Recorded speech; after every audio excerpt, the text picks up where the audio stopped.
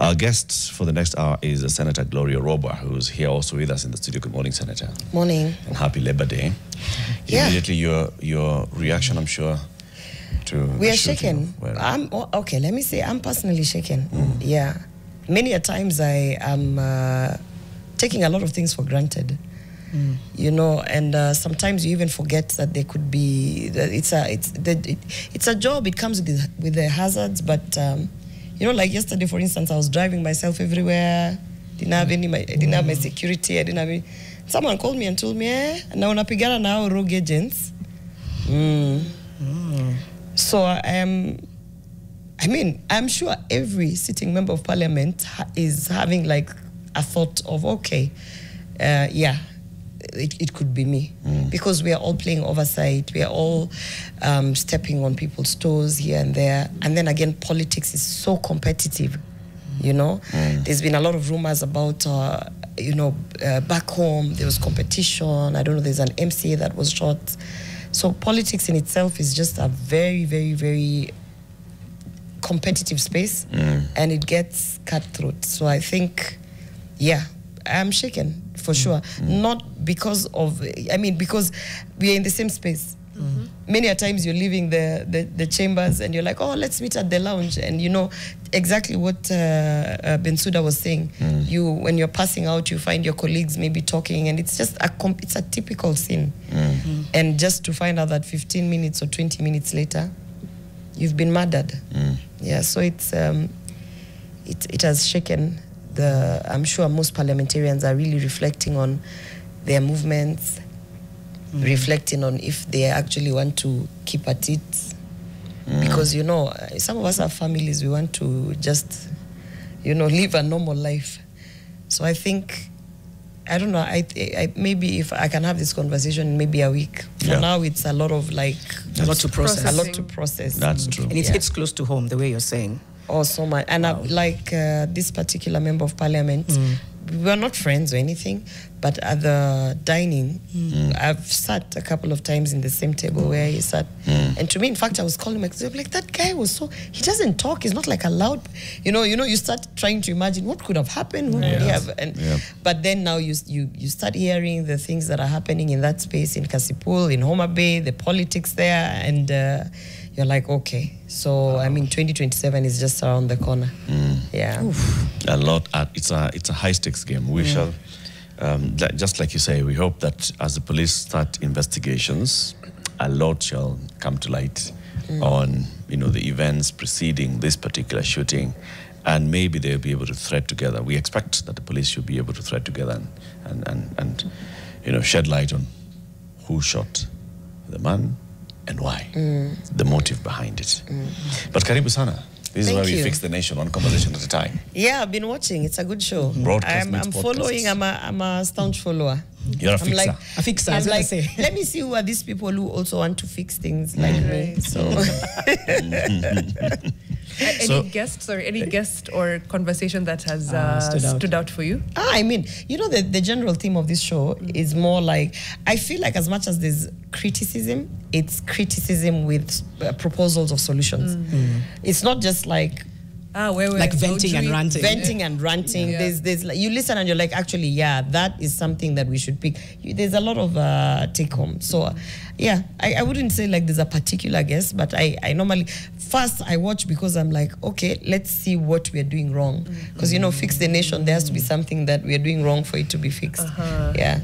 I like that. Interesting. And it's a collective responsibility, we keep saying. Yeah. It's the onus is on us, it's on our members of parliament and everyone, you know, in the chambers. It's on everybody at home. It's a collective effort. Yeah. Yeah. Time for the court. Time for the court. I'm hoping Senator will stand with me in this conversation. We'll actually answer that first hour. And Mariam and Eric are like, break down. What is unpaid? We are all with you. You're all with me. Yes. Actually. It's also good to disagree. I think it's okay to just get into it. We are with you, Janet. You're like, be at peace. Just read. Yeah, so the quote. I have to give. The quote for today says, they call it love, we call it unpaid labor. They call it love, we call it unpaid. No, we call it unpaid labor. Her name was Silvia Federici. She was a feminist scholar. She was very big on unpaid care work. She's like, these things that you say, but you know, you're doing it because you love it. We're like, It's not because we don't love it, but where is the ability or access to get some funding, even if it's government funding, to be able to sustain us, that we can love but also retire with dignity, have pensions. When you think about it on that level, then yes, it's love, but it's also unpaid care. Do you agree with it? Do you have questions around that statement? What do you think? My first thought was like, I don't think anyone's love language is being turned into a slave. You know, when you say like, what's your love language? You know, me personally, I'll be like, my love language is money. You know, me gifts, material things. I feel like if you do those things to me, I'm like, this person loves me. You know, someone else will be like, my love language is, you know, public display of affection. Someone, I've never had someone saying my love language is overworking me. Because even acts of service have a limit. Yeah, because even acts of service, they have a limit. Nobody says like, you know, when you overwork me, I feel like you love me. No one. I'm like, wow. Ati? Aki, thanks. You really love me. Yeah, and you know, it's not like limited to your partner or your spouse. Yes. You know, like I came to studio here. I had to be up at least by 4:30. Then I have to express because I'm a breastfeeding mother. And then, you know, before I even have to put myself together, I need to touch base with my partner. Nini, what's happening? Wacha tuseme to touch base. And then I need to now, okay, we finished all of that. How many hours is that? That's already an hour and a half, maybe. Yeah, and then before I figure out, like, if I'm settled or everything, I need to make sure that, you know, I've expressed, I've put whatever, I've done the diaper change, you know. Then I go and shower, and then now I put up my, you know, look like this, and then I come here. I've already done like 2 hours to people who I love, right? Yeah. So, and then those people, you know, even if it's the children, they grow up and they start saying, you know, my mom didn't even do anything. I'm like, I'm expecting if you become a footballer, there's a percentage of your money.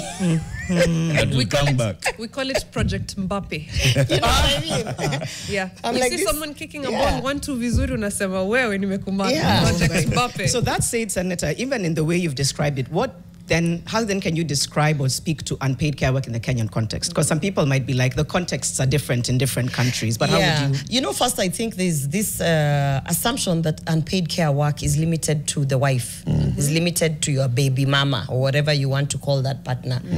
No, it is the fact that it doesn't have to be the things that I do for my partner or my spouse, but it's, as I've said, I have children who somehow squarely the responsibility is on me in terms of actual, you know, grooming and just the basic things. You never hear, okay, nowadays at least I've seen a lot of, let me say, parents, men, fathers who are actively involved in their kids. Nowadays it's starting, the culture is shifting. But before that it's like, wacha mama awavalishe nguo nini wakimaliza, I'll give them like an hour, then I'll leave the gym and then I'll go pick them up. It's like, I don't need to go to the gym, I need to go to the gym, right?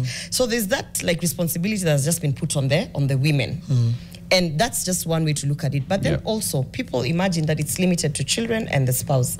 But it can be that I'm a firstborn. My sister is always like, you know, my sister's always like, it's so crappy that anytime anything happens to like your siblings or like deputy mother.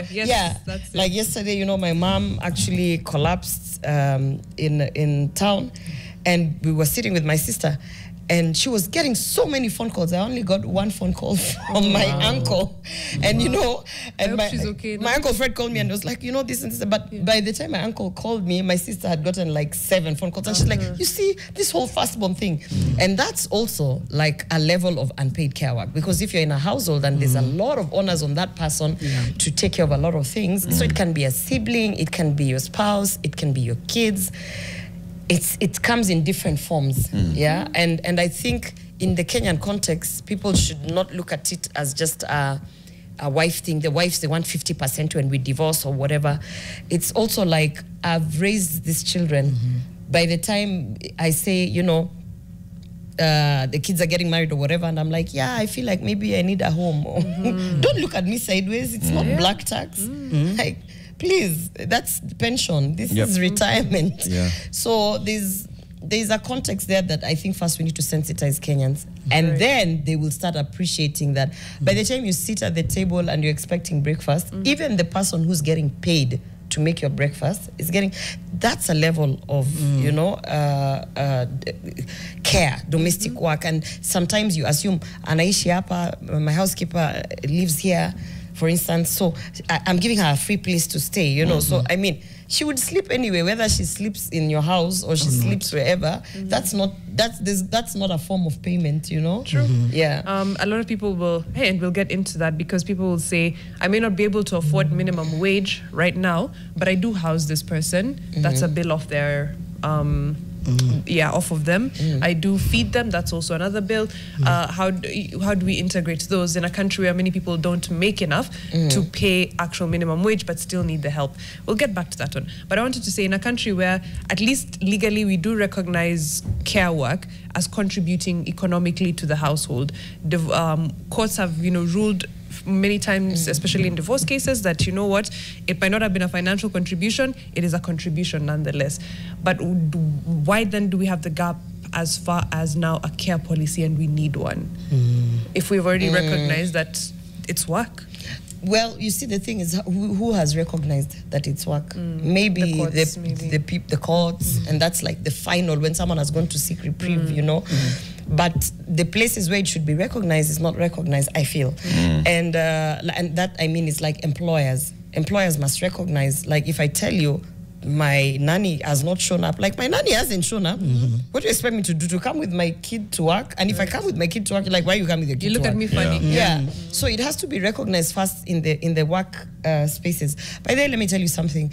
In the past, I've been in the corporate world, and there's a way you can deal with your family life and get that balance, yeah? In politics, if you want to mess up a politician, mess up their stability at home. Yeah, because they can't do anything. Like, how so? What's the because if you're in the corporate world and you're going through a rough period at home, you go to work. You know, the corporate world, you have 8 to 5. Yeah. Yeah? And so you can manage 8 to 5. You can even be like, let me get my sister for 3 days as I try to figure out. In politics, it's not 8 to 5. Honestly, it's not. It's 24/7. It's constantly being on the phone, dealing with other people's problems, and then dealing with your problems. It's the pressure of wanting to be a perfect partner, wife, whatever, and mother, and still having to go talk to all those people who are at your door. It is about getting a phone call at 10 p.m. at night and being told by 4 a.m. you have to be in, for instance, Kasipul, because something has happened and we now need you as a party to come and whatever. And it's just sporadic. And you must have stability at home. You have no option. You have to have people who are constantly 24/7 giving you that support. So if I want to mess up with your politics, I don't even need to go and look for your competitors. I just need to poke your kidogo there at home. Because you won't be able to juggle, you'll be dealing with your kids in school, you don't have someone going to pick them up, you will drop the ball and you will end up not performing at work. And the worst thing about that is, it's still also in politics where they expect you to be the perfect wife, to have 5 children, because 1 child is not enough. 2 is just, keep at it. Yeah, but add more effort. Yeah, and especially with women, it's in politics where women are like, "Bonaki akwapi?" Like, where's your husband? So there's an expectation, but before you come to be a leader to us, you must have led your house to a certain direction. Yeah. So, and you're not given the chance to do that. Can I root a bit of data in this? Because I think, you know what Senator Orwoba is touching on may seem, I don't know, may go over some people's heads, but I keep trying to emphasize that if I can't show up fully, basically, I say that oftentimes women are born into the gaslighting Olympics. You're damned if you do, you're damned if you don't. And it's not a pity me, oh, woe unto me. The structures are not often set up to accommodate transitions. And I know it's something people have been pushing back on. So some corporate spaces have tried to bring in like a creche, a wellness space, because they're like, let her have a child. It's okay, let her have children, but we need to give her space where she can pump, where she can, just have dignity as she's in the transition of motherhood. But a lot of spaces don't. And so you're damned if you do, you're damned if you don't. Very quickly on care care work and grounding it in why we're having this conversation, it subsidizes the economy. This might sound big, like European, American, but let's see how we can root it in the conversation. Unpaid care work contributes for 10 to 39% of GDP globally if monetized. Right? In Kenya, UN Women estimates it could contribute 10 to 16% of GDP annually if compensated. That's according to UN Women. It fills the gaps left by public systems. So when public services like health, water, or education are underfunded, households, mainly women, fill the void through unpaid labor. It drives human capital development. So care work ensures physical, emotional, and intellectual development of future workers. These are UN and UNDP reports. Yeah. It creates time poverty and economic exclusion. So time poverty has also become a very big conversation. In Kenya, women spend 4.5 hours daily on unpaid care work. This results in time poverty, hindering women's economic engagement. And then very quickly, two more, it masks structural gender discrimination. Recognition leads to better policy. Global precedence shows that it's possible. Countries like Sweden and Uruguay demonstrate that public investment in care infrastructure creates jobs, strengthens families, and boosts gender equality. I think that's why and time poverty, by the way, is, it's another big conversation. Just to be clear, time poverty ni hauna time. You quite literally. You're poor of time. Yeah. Time poverty refers to the lack of time for rest, leisure, education, or income-generating activities due to long hours spent on unpaid care and domestic work, most often affecting women and girls. So it's specific to, I'm spending so much time doing domestic work. I don't have time to rest even. To rest, to advance myself, to look for economic opportunity, anything. So I'm doing this, and if I don't have the structures that support me, say national care policy, what happens when I want to look at pensions, when I want to retire, and I've worked for 30 years unpaid? That's where the stress factor comes in. To ground it a bit further as well, and Senator, you'll tell us about the care policy. So there's the national care policy that's under discussion and all. But the definitions of that care policy itself says care work is broadly defined as consisting of activities and relations involved in meeting the physical, psychological, and emotional needs of adults and children, old and young, frail and able-bodied. Care work consists of direct and indirect care activities, and the care sector is paid workers in the care sectors of the economy. By convention, the care sectors are the education sector, the health and social work sector, as well as some other personal services such as paid domestic workers and waste pickers, for instance.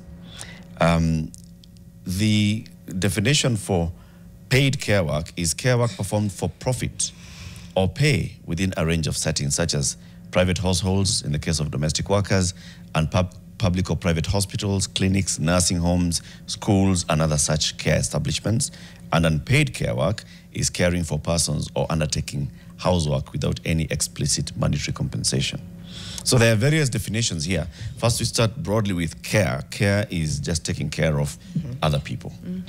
And then there's paid care, which comes into where you're taking care of other people, but you're earning from it. Either you're running this as a profit. Which should be the case for everyone. And then unpaid care is when you're caring or undertaking housework without any explicit monetary compensation. And the word money is important here that we put. So the pay here is monetary. Okay. So it, like you said, it's broadly beyond just, saying that this is a housewife taking care of the household and taking care of the children and the spouse. It goes beyond that into even the children who could be taking care of the younger children and all. That's all care work. When you talk about it being unpaid, that's where I think the gray lines start coming in. Yeah. Because at what point do you start quantifying these for monetary compensation? I mean, it's the same way you can't pay people with exposure. Exposure has never been a form of payment. I mean, so when you say payment, you just pay me money, actual. Okay. Let us have an agreement, whether verbal or on paper, where I get this in return for that. Okay. And when you say monetary, that brings it down to financial. However, this is how I feel.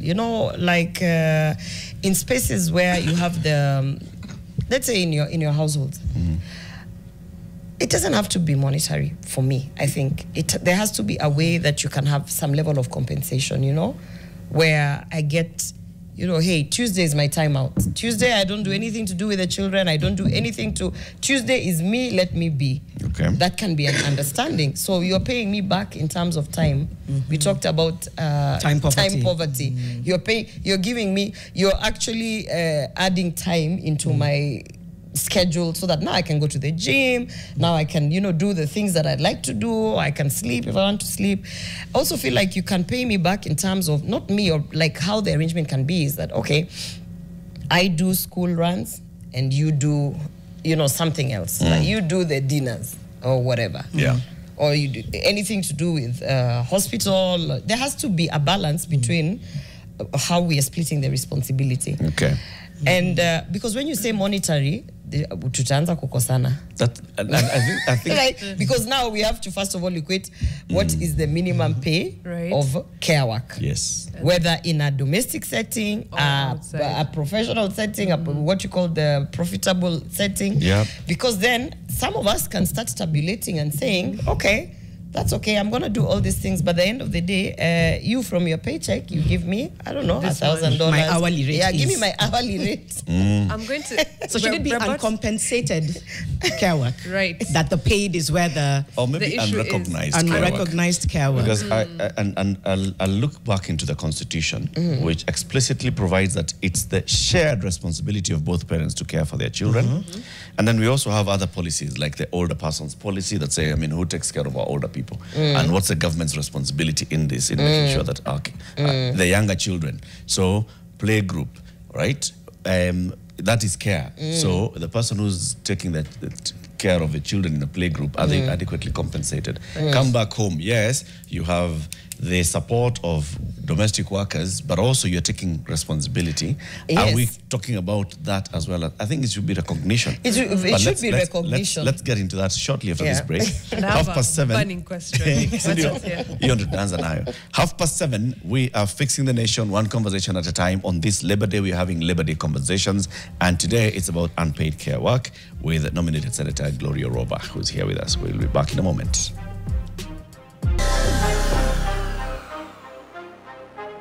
What's up, nation? My name is Rafael Musioka, Machakos University, third year student. I am fixing the nation by training music. Do, re, mi, fa, sol, la, ti, do, ti, la, so, fa, mi, re, do.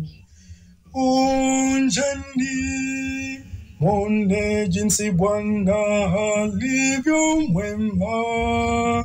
Unjani, mwone jinsi Bwana alivyo mwema. Good morning, Nation FM. My name is Joseph Mainki from Ojorok, Nyandarua County. I'm fixing the nation by sensitizing my fellow youths about the government policies that are made in different ministries, because I'm very sure that the success of our country and the success of our youth will really depend on the different policies made by this government.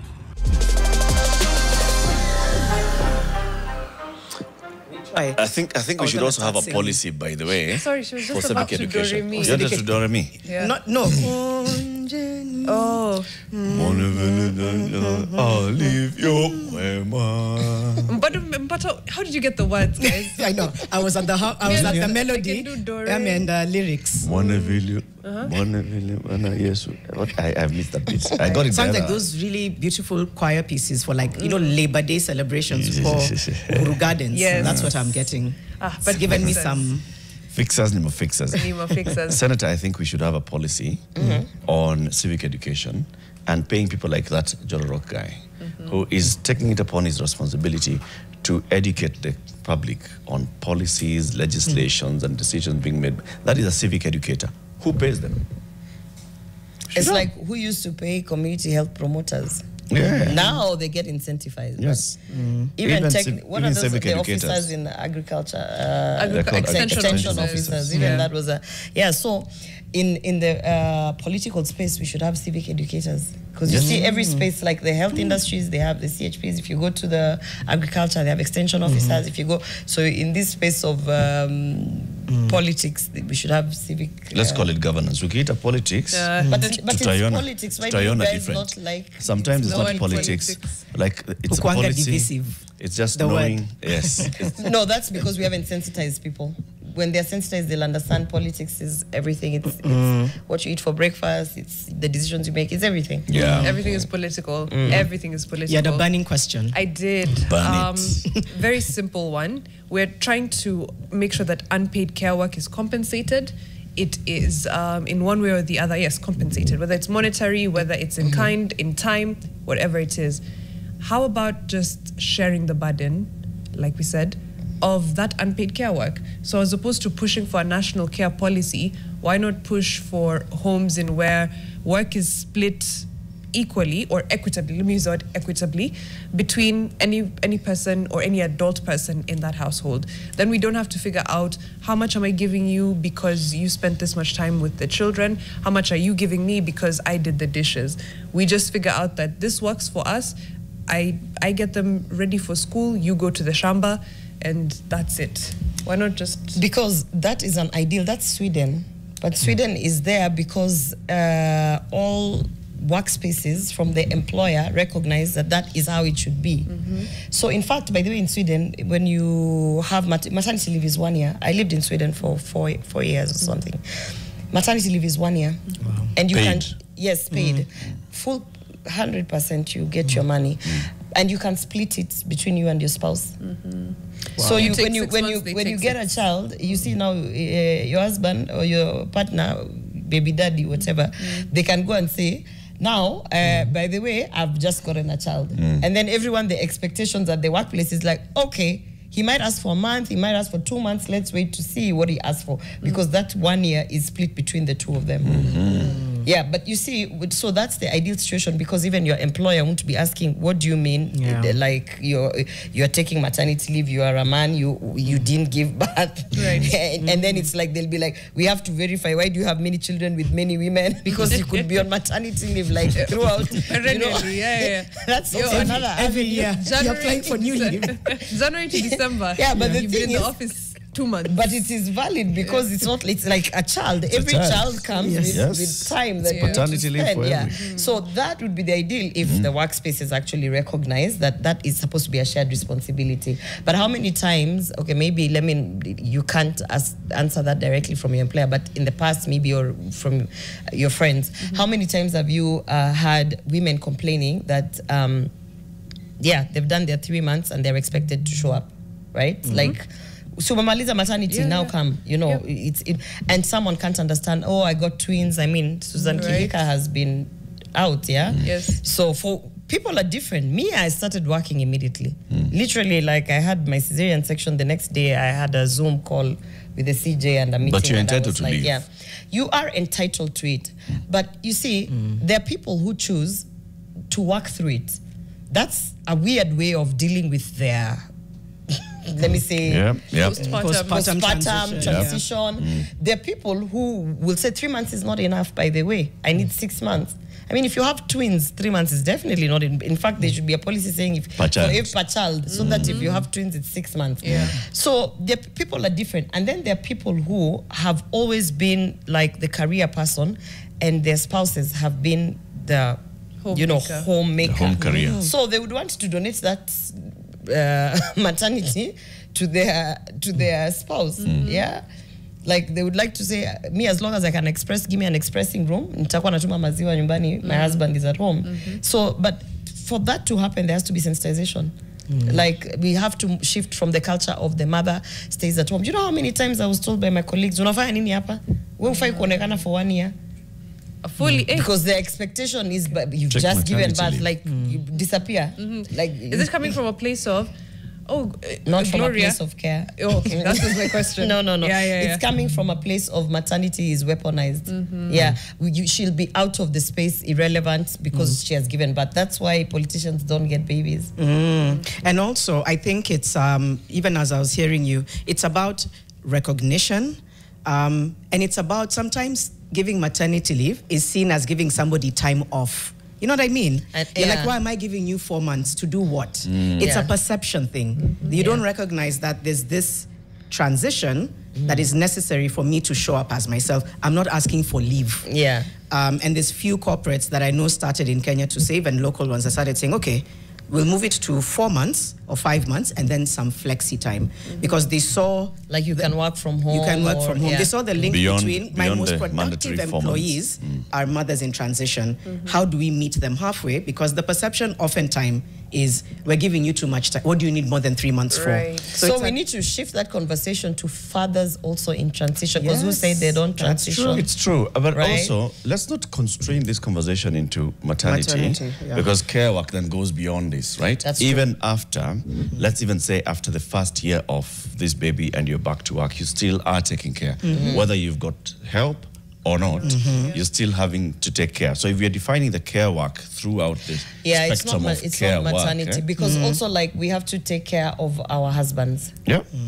Like, and that's throughout. There's no like 3 Or months somebody who is maternity. unwell, when you're taking care of somebody who's unwell in a family, Someone who's unwell. that is care work, and you're taking care of this person, right? And I guess that's what the national policy on care work is looking at. It's basically all care work. So there's a responsibility here for Parliament to translate this policy into pieces of legislation or Into regulations, into actually. putting in Yeah. regulations Yeah. that then look at all the different aspects. And I see the bigger side for me is the responsibility that the state takes. Because we only have, about 3 million people who are formally employed. Many other people are informally employed, or you are self-employed. Are you going to give yourself maternity leave from your job that you go to every day for 6 months, and then who runs the shop?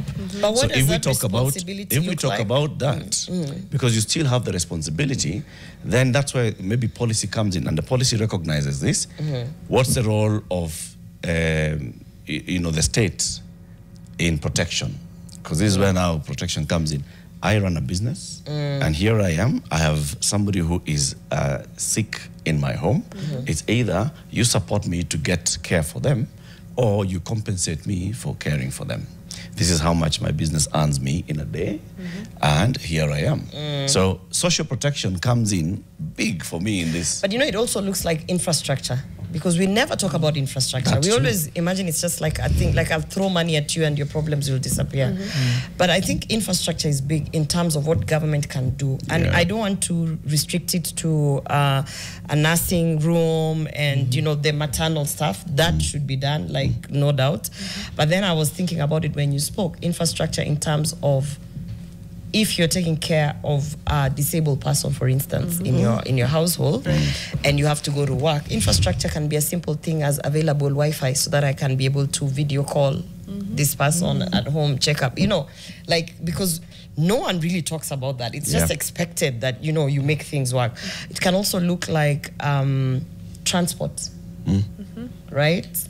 A car that's fitted with a ramp, or a ramp to get into the home. Because some companies, they give you vehicles and all these fancy things, but they don't imagine that, okay, you actually might need a vehicle that has Is some disability friendly. is disability friendly, or a van, because when you come to work, you have like 6 children, you have to drop them off of school, and they're giving you like demo. Where are you going to put your 6 children? Things like that. I'm really wondering. And this is where big. again I completely agree with the infrastructure. So I'm broadening this one from the Children. tussle, not even the tussle in a domestic setting, Right. where under the current circumstances, a man and woman are here and they have children, they have elderly parents, they have maybe one of the children has a disability, and there's someone to take care of them, that's needed to take care of them. They are not formally employed, okay? They both would get out of the house, go look for a job to do, come back. And they both need to get out to go and look for something so that they can sustain this homestead.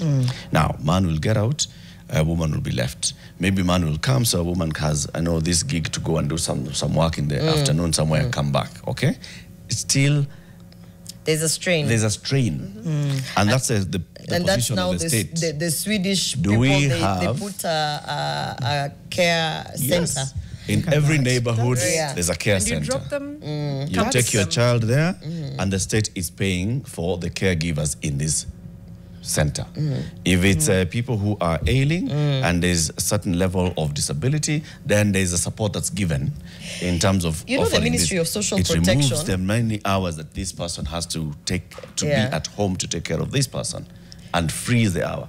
Time poverty addressed. The Ministry of Social Protection is very underrated. By the other time we had the PS last week in our committee, and he was like, all these things you're saying are very nice. We were talking about there's a new law on, there's a new bill, there's an amendment bill that's coming for social protection in terms of the people who will be cushioned, who will be sent money transfers for the various needs and stuff like that.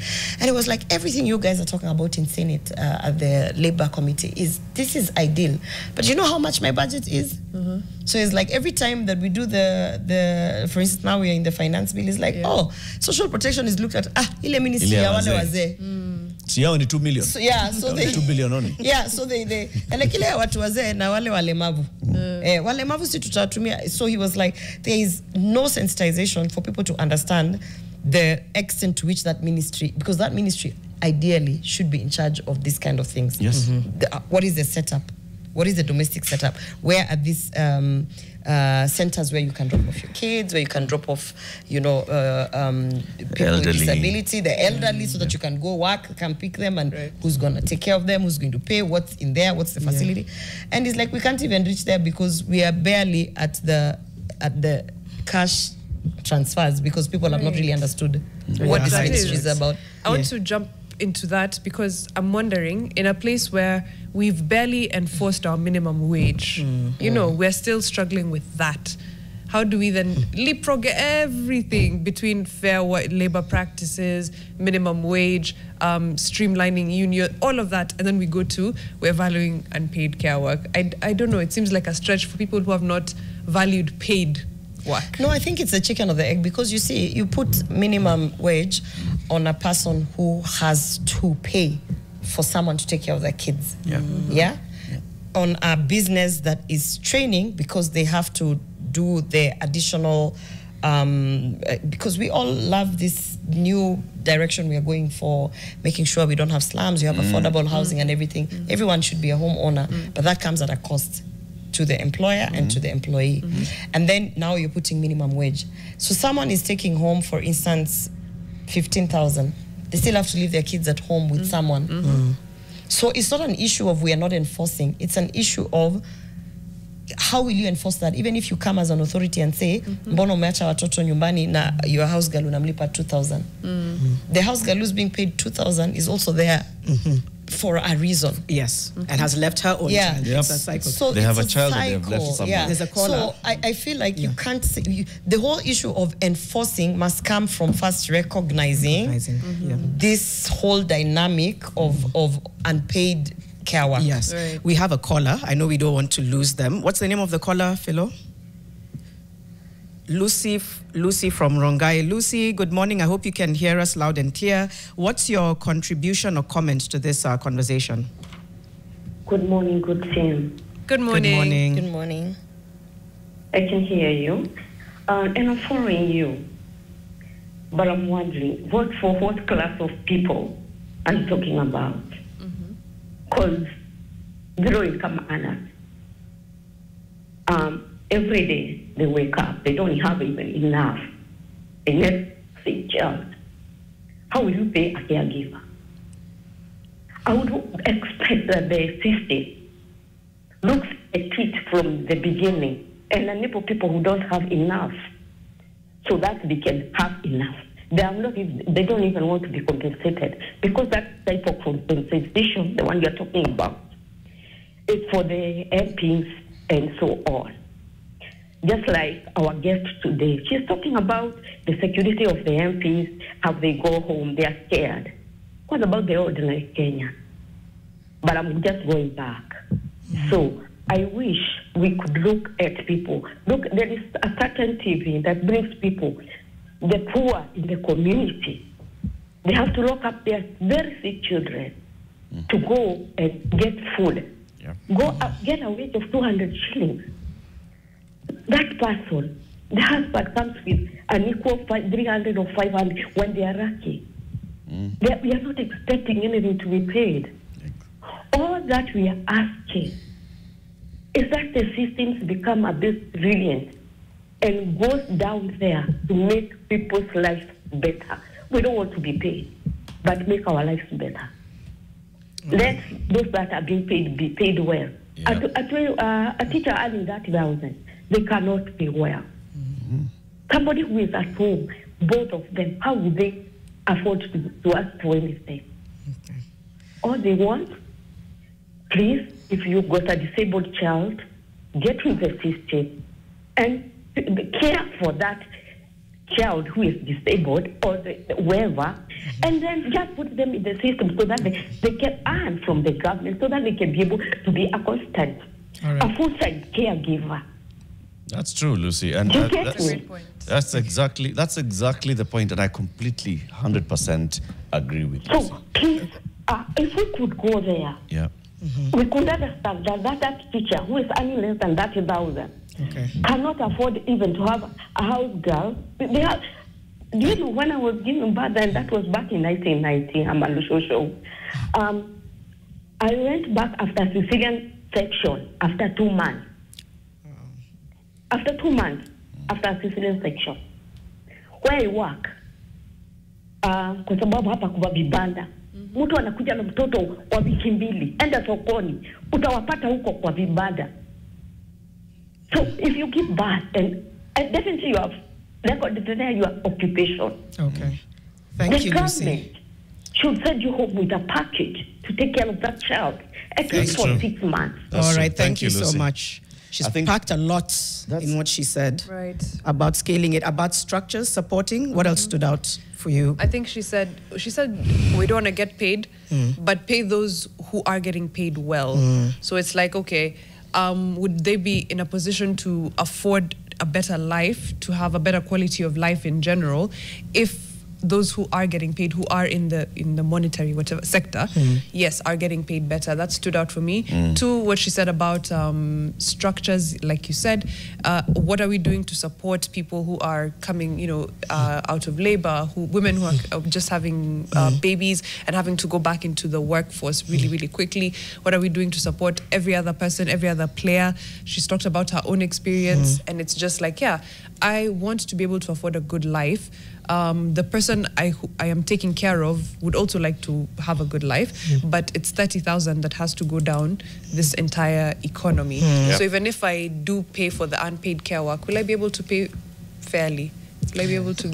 It comes into, I think, government and Senator here. It's government, and government here is both the executive and the legislature looking at services. Government is a service provider, and looking at the services that people need. Social protection is a big one, but also ensuring that there are systems that work in our society.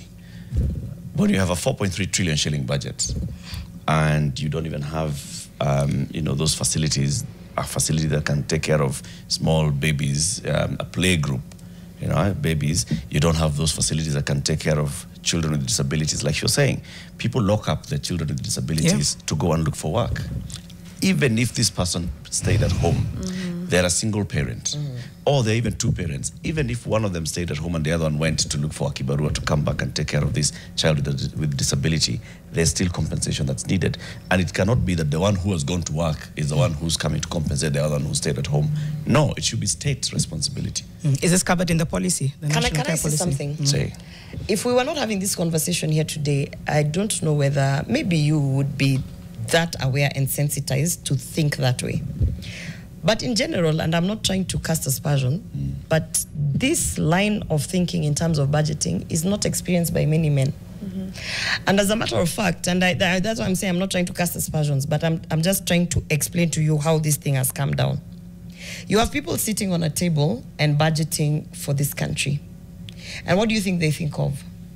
Roads, my hospitality, brick and mortar. Brick mortar. The big those are the things that matter. Those wachana na hizi vitu za huku chini chini sijui Orwoba nasema pads nini. But also social protection. If you bring the PS for social protection here, you will be like, how are you working these miracles? Because that ministry is literally not resourced. Yep. They bring their budget policy statements to parliament, and people are like, what is this? You just pay old people and then these people with disability. It's balkanized, and then it's like, give them 500 million.